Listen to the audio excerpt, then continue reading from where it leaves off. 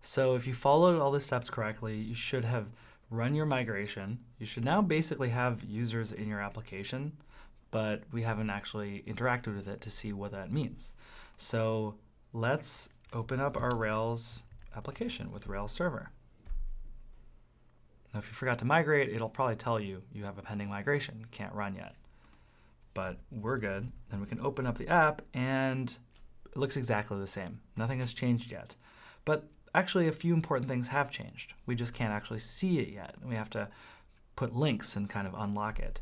There's a few new routes that got set. Remember in our config/routes, there's this new line, Devise for users. But how do we actually know what this does? Well, there's a convenient command in Rails for checking out all of the routes and paths that currently exist. And I'm actually going to open up a new tab to see this.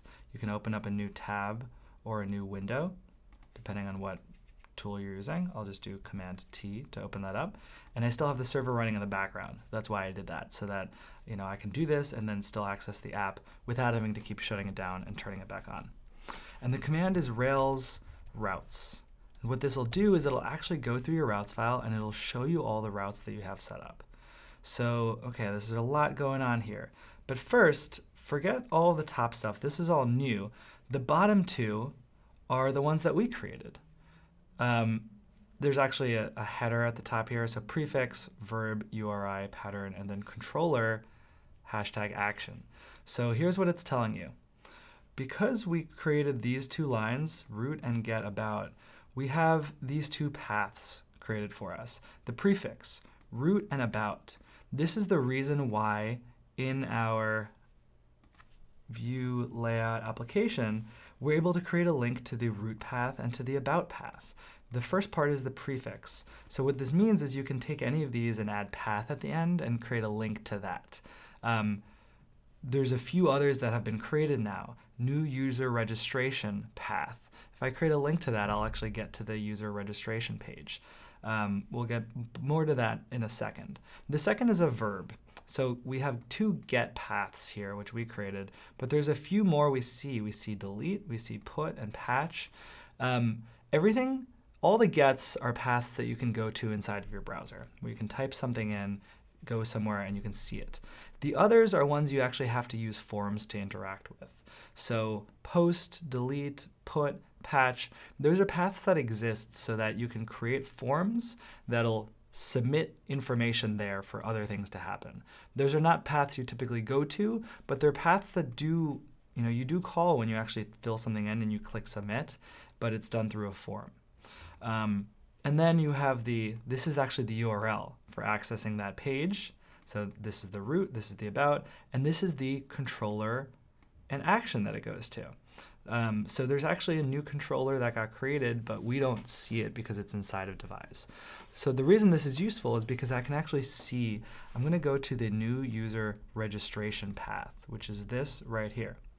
Now there's a new user session, and we'll talk about that in a second. But the new user registration path, this /users/signup, I can take this here and paste it in. And here I actually have a sign up page now. So I can go in and I can create a new account. I'll call this my user@example.com. And you can create a password. It actually needs a confirmation. It needs to have 6 characters minimum. So I'm going to create the password. I'm just going with foobar, which is FOOBAR. By default, it's just meaningless. It doesn't mean anything. You can call it password. You can go with whatever you want. And then click sign up. And there we go. So first of all, I get this. I'm not going to say my password. And here's that flash message I was telling you about. Welcome, you have signed up successfully. So this is here. We see the same page, but because I added this flash messages thing, the text shows up. I can actually do right-click and do inspect. And I can see the flash messages. There's my comment, and there's the message with the message you have signed up successfully, and the class, alert, alert info, notice. So this got created when I signed in. I'm actually signed in right now, and you can't see that really because nothing has changed. And if I refresh the page, the message actually goes away, because a flash message is something that pops up and then it disappears the next time you reload the page or you go somewhere else. So I'm now signed in, which actually means that if I tried to go back to that same URL as before, it'll actually tell me you are already signed in. Even if I tried to go to the sign in page, which is also a new route that we have, you are already signed in. Now sign out won't work because this is not a GET request. This is a delete request. So if you want to sign out, you'll see no route matches GET. Your browser always makes GET requests by default when you put them in here. So that's why you need a form to do any of the other ones.